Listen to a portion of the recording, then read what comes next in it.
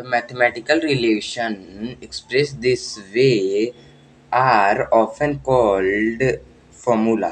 Mathematical relation इस तरीके को अक्सर एक्सप्रेस करता है जिसे फार्मूला कहा जाता है। Write the formula for the parameter of. Formula को लिखें पैरामीटर के लिए triangle with all side equal. Triangle जिसका ऑल सभी साइड इक्वल है उसका पैरामीटर लिखना है। ए रेगुलर पेंटागन एक रेगुलर पेंटागन का पैरामीटर लिखना है। We learn in we use the word regular to say the side length and the angle are equal। हम वर्ड रेगुलर का प्रयोग करते हैं यह कहने के लिए कि सभी साइड लेंथ और एंगल का माप इक्वल है। ए रेगुलर हेक्सागन और एक रेगुलर हेक्सागन का पेरीमीटर लिखें। इसमें ये बता रहा है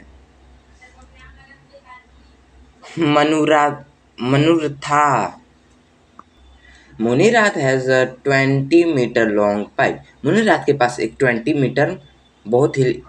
मीटर का लंबा पाइप था। However, तथापि he want a longer watering pipe for his garden। लेकिन उनको अपने गार्डन के लिए बहुत ही लंबा पाइप चाहिए था अपने गार्डन को पानी देने के लिए। He joined another pipe of some length to this one। उन्होंने एक दूसरे पाइप को इसमें जोड़ दिया मीन्स उसके साइड कुछ लेंथ को इसमें जोड़ दिया। Give expression for the combined length of the pipe. तो पाइप के कॉम्बाइंड लेंथ के लिए एक्सप्रेशन दें। यूज द वाटर नंबर के और लेटर नंबर के का प्रयोग करें अन्य पाइप के मीटर में लेंथ को डिनोट करने के लिए। What is the total amount Kirti has. तो कीर्ति के पास कितना टोटल अमाउंट है। If she has following number of notes of 100, 20 और 5। अगर उसके पास 100, 20 और 5 के नोट्स की निम्नलिखित संख्या है तो कंप्लीट द फॉलोइंग टेबल। निम्नलिखित टेबल को कंप्लीट करें। फिर काता Lakshmi owns a food mill। when काता लक्ष्मी एक आटे के मिल की मालिक है। It take 10 second for ruler mill to start the running. ये 10 सेकेंड लेता है एक रूलर मिल को शुरू करने में मीन्स स्टार्ट करने में उसको चालू करने में। वंस इट रनिंग एक बार यह चलने लगा the each KG of the grain take 8 second to grain in the powder. तो ग्रेन का प्रत्येक केजी लगभग 8 सेकेंड लेती है उसे पाउडर में पीसने के लिए। Which of the expression below describe the time taken the complete grind y of the kg। नीचे दिए गया कौन सा एक्सप्रेशन y kg के ग्रेन को कम्प्लीटली पीसने के लिए समय लिया जाता है उसे करता है। Assuming the machine is off intently। और कल्पना कीजिए कि मशीन शुरू में था। Write an algebraic expression the letter of two. अपने के लेटर का प्रयोग करके एल्जेब्रिक इक्वेशन को लिखें। 5 मोर देन ए नंबर। 5 एक नंबर से अधिक है। 4 लेस देन ए नंबर एक नंबर से 4 कम है। 2 लेस देन 13 टाइम ए नंबर। 2 एक नंबर के 13 गुना से कम है। 13 लेस देन 2 टाइम ए नंबर। 13 एक नंबर के 2 गुने से भी कम है। Describe the situation corresponding to the following algebraic expression। Situation संबंधित सिचुएशन संबंधित निम्नलिखित एल्जेब्रिक एक्सप्रेशन के लिए सिचुएशन संबंधित एक्सप्रेशन को डिस्क्राइब करें। इन ए कैलेंडर मंथ में if any two multiply by 3 grade full of the date is chosen as shown in the figure. अगर किसी भी 2.3 ग्रीड पिक्चर में दिखाए जैसे चूज किया गया है, write an expression for the date in the blank cell. तो खाली सेल में डेट के लिए एक्सप्रेशन को लिखें। If the bottom middle cell has date W. अगर बॉटम मिडल सेल के पास डेट डब्ल्यू है तो we learn to write the expression. हमने एक्सप्रेशन को लिखना सीखा है as sum of the term के सम के रूप में। And it become easy for us. और यह हमारा ईजी बन गया है द मैथमेटिक एक्सप्रेशन पढ़ना। Many time they should have been use in multiple. और बहुत से कई बार वे कई रास्ते में कई तरीकों से या तरीके में पढ़ा जा सकता है उनको। It was confusing. यह कंफ्यूजिंग है कि यह कंफ्यूजिंग है। What use swapping the adding the two number in any order and grouping the adding by the grouping them conveniently to find the easy way of the evaluating expression। हम swapping यानी किसी भी order में दो number को जोड़ना और grouping यानी adding number by grouping number को जोड़ना, उनकी ग्रुपिंग करके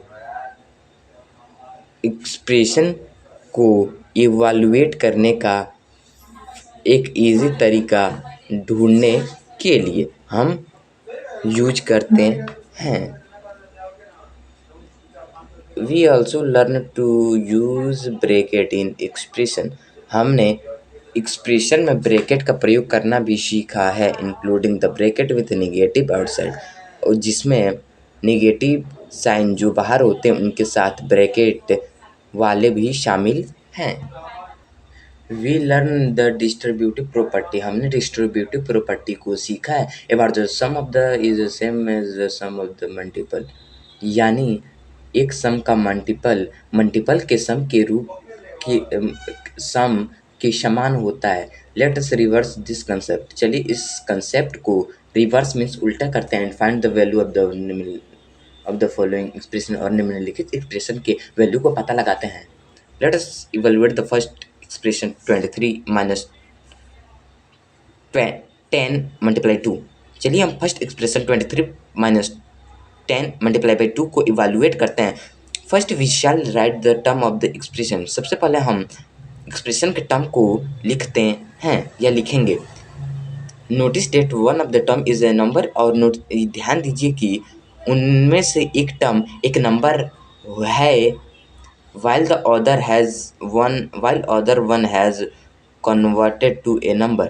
जबकि एक दूसरा एक नंबर में बदला गया है, एक दूसरे को एक नंबर में बदला गया है। बिफोर एडिंग टू टर्म, दोनों टर्म को जोड़ने के पहले। As it is a sequence of the multiple of 4।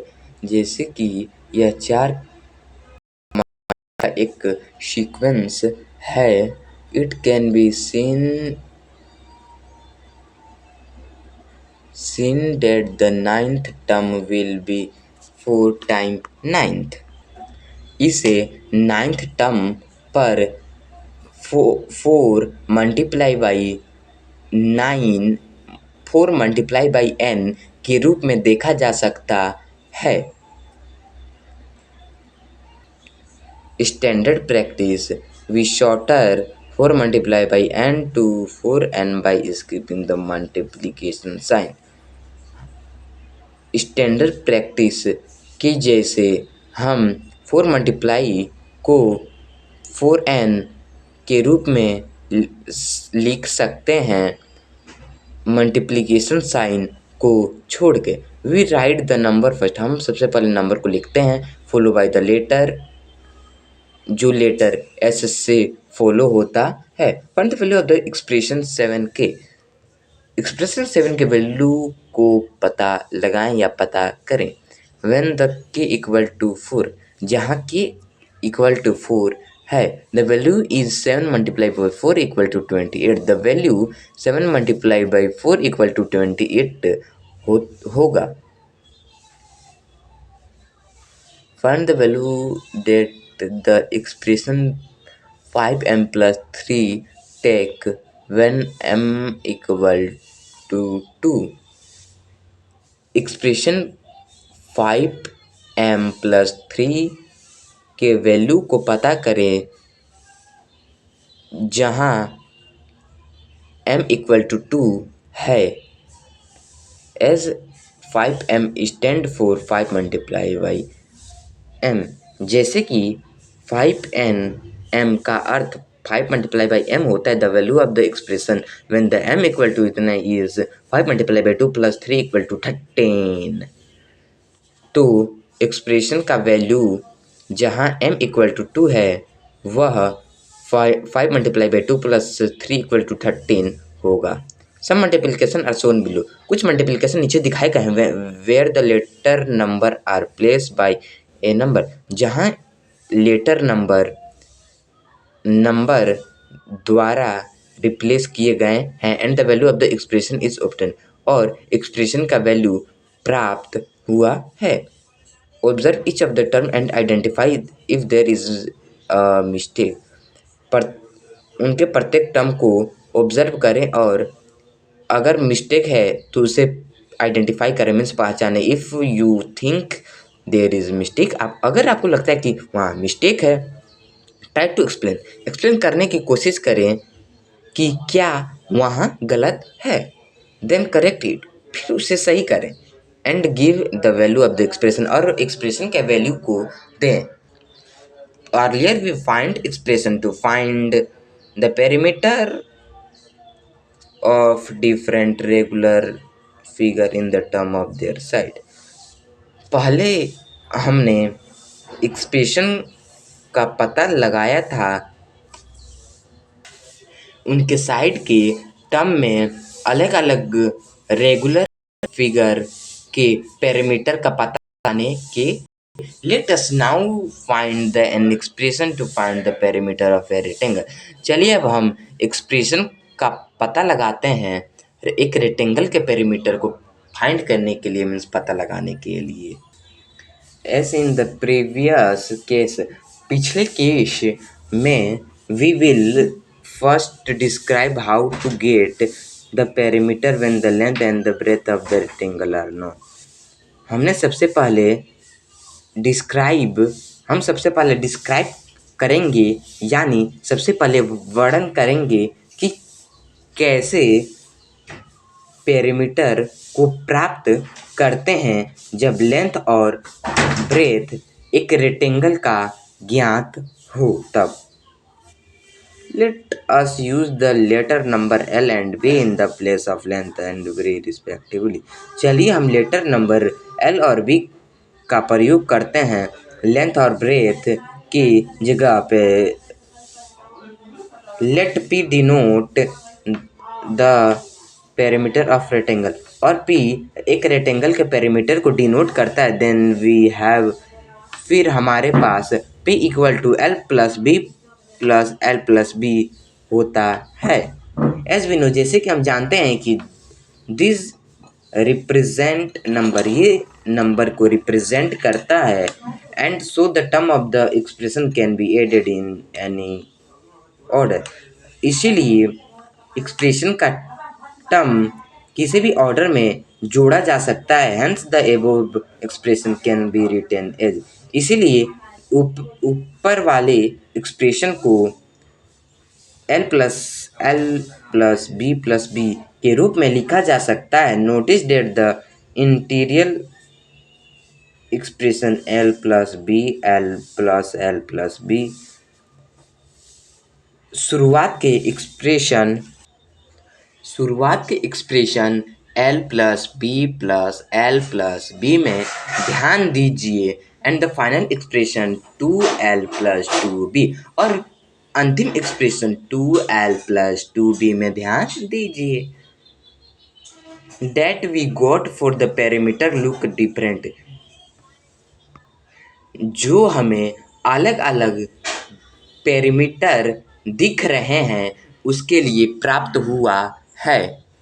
However, तथापि they are equal since the expression was obtained from the interior one by applying the same rule and operation we do for the number।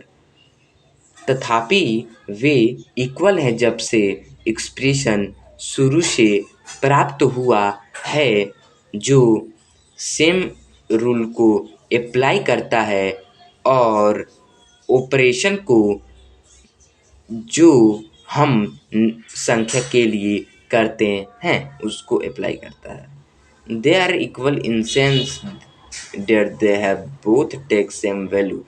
Way equal हैं यानी कि उन दोनों के पास same value है। When the letter number are placed by number. जब letter number को एक नंबर द्वारा रिप्लेस किया गया है मीन्स बदला गया है तब भी। We call the expression 2L+2B the simplified form of L+B+L+B।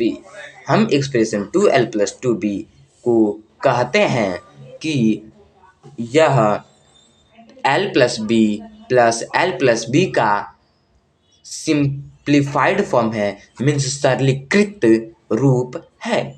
Late us see the some more example of the simplification. चलिए हम सरलीकरण के कुछ और अधिक एग्जाम्पल को देखते हैं। Here is a table showing the number of the pencil and eraser sold in a group. यहाँ एक टेबल है जो दिखा रहा है एक शॉप में इरेजर और पेंसिल कितने बेचे गए हैं उनकी संख्या को ये दिखा रहा है। The price of a pencil is C and the price of a eraser is D। पर पेंसिल मीन्स प्रति पेंसिल का प्राइस ₹C है और प्रति इरेजर का प्राइस ₹D है। Find the total money earn bye A shopkeeper during this 3 days। तो total money means कुल पूंजी का पता लगाएं जो इन 3 दिन के दौरान शॉपकीपर द्वारा कमाया गया है। Let us find the money earn by the sale of the pencil. चलिए हम मनी का मीन्स रुपये का पता लगाते हैं जो पेंसिल को बेचने पर कमाया गया है। The money earn by the selling pencil on day 1 is 5C। पैसा जो पेंसिल को बेचकर कमाया गया है पहले दिन पर वह 5C रुपया है। Similarly the money earn by total money earn by the sale of the pencil is 5C + 3C + 10C।